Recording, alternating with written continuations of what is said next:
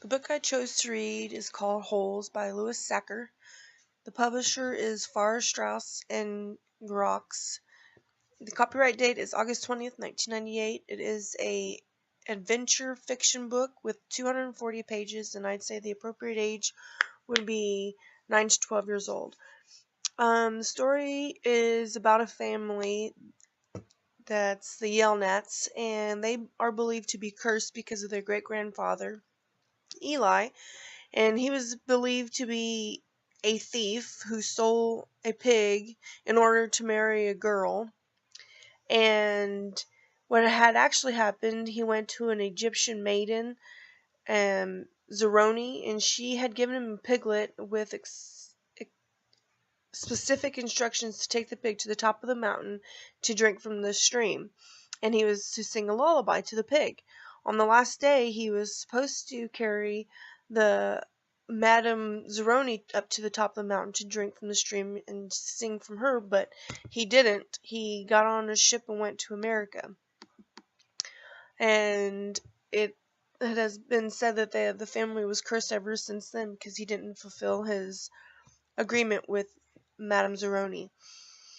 Well, the story goes on to talk about a boy named Stanley who lives with his mom and dad. He's an only child, and they seem to be very cursed. Nothing ever goes right for them. And one day he missed the bus from school because a bully had put his notebook in the boys' bathroom toilet, and he was looking for his notebook.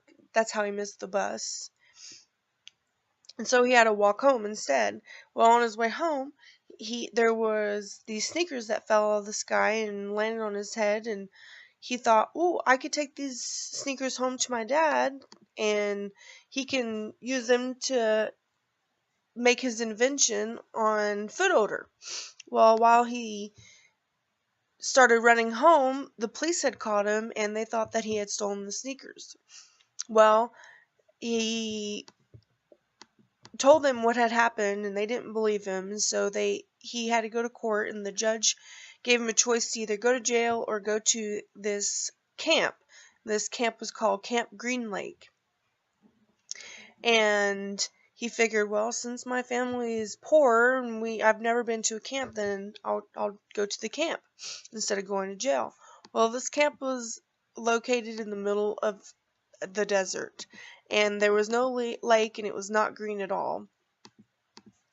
There he was introduced to a guard called Mr. Sir, and that his punishment was the same as all the other boys. He was to dig a 5 feet deep hole by 5 feet around him, and anything that he was to find, he was to give to him, and he would give to the warden, and then the warden, whose name was Miss Walker, would decide whether or not he could rest for the day if the treasure or whatever he had found was worth it. So he is assigned to a group, and the group is Group D, which has 6 boys: X-Ray, Squid, Magnet, Armpit, Zigzag, and Zero. And the boys have to get up at 4:30 in the morning to start their shift of digging the holes. One day, Stanley finds a tube that has an inscription KB on it, and he had to give the tube to the ringleader of the boys, which was X-Ray, because he'd been there the longest, and in order for him to be able to survive, he had to do what everybody else told him that he had to do, and which was basically do what X-Ray says or you'll be in trouble.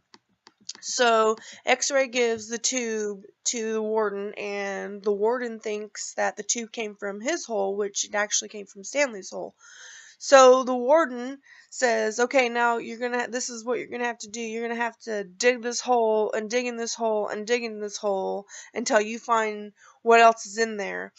And she doesn't let them stop. They have to dig night and day, and there was nothing. They never came up with anything. So,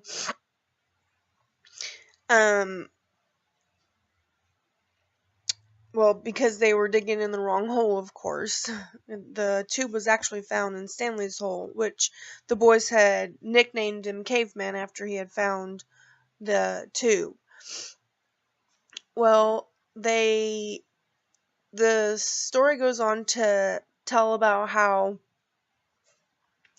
the inscription KB is about a woman whose name was Kate Barrow, and she was later called Kissin' Kate. But Caitlin was a school teacher who fell in love with a onion salesman, and he was black. And back in those times, it was illegal for interracial relationships to happen.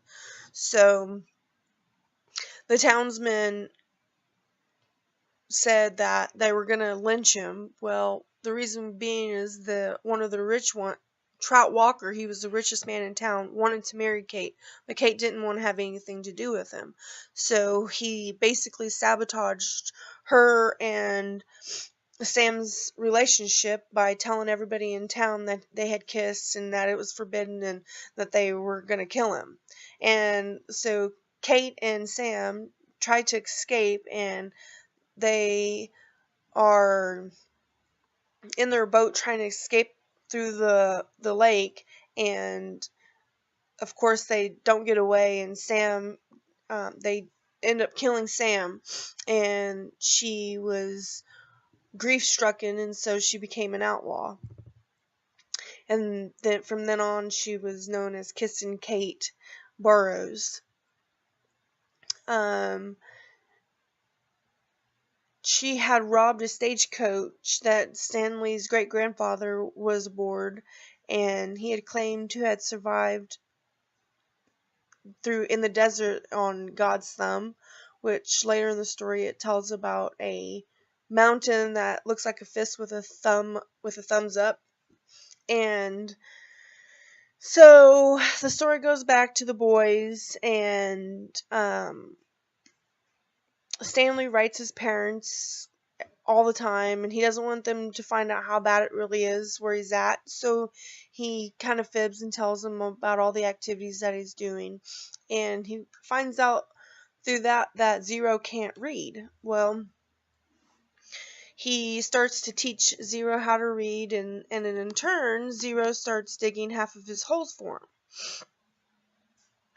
Well, Zigzag gets mad about this and starts a fight with Stanley, which makes the warden forbid Stanley to teach Zero how to read, and he has to start digging his own holes again. And this makes Zero very angry because him and Stanley start forming a bond, and he really wants to learn how to read, and their friendship is becoming real, and it seems to me that neither one of them have ever really had a real friendship. So Zero decides that he's just not going to dig any holes anymore, and he runs away. And then a couple days go by, and Stanley tries to steal a water truck, but he doesn't succeed, so he runs away to find Zero. And he ends up finding him underneath a boat, and he's eating these peaches, and he starts becoming ill, and the boys decide that they need to get further away from camp, so they try to climb this mountain. Well, Zero's sick, and Stanley has to carry him on his back, and they reach the mountain, and the mountain, like I said earlier, resembles a thumbs up, and Zero drinks from the stream that's in the mountain, and they eat the onions that are growing wild up there, and Stanley sings Zero the lullaby that has been in his family for many years, and Zero starts to get better. And the boys finally talk about what has really happened in their life. Zero tells him that his name is really Hector Zeroni, and he's a descendant of Madame Zeroni, and that he's the one that really stole the Clyde Livingston sneakers. So the boys devise a plan to go back to camp and dig in that hole that they found the tube, because they realize there has to be something more in there, and that they're not digging these holes to build character, that they're actually digging these holes to find a treasure. Because the boys get their stories together and they tell each other about their life stories. That's been a fairy tale basically through the generations, saying that they've suffered such hardship because of his great grandfather and his great grandmother, Madame Zeroni, and so they figure if they find this treasure that they can be released from where they're at, and then once they go back to the camp and dig the treasure out, um, the warden and the guard and the counselor are waiting for them, and right at that time, um, an attorney shows up that Stanley's father had hired with the Texas Attorney General to reveal that his case has been investigated further, and that Stanley is innocent and can go home. And then the warden tries to take the suitcase from Stanley, but it has his name on it. And so she doesn't get to take the suitcase, and then Hector gets to go with Stanley because the warden had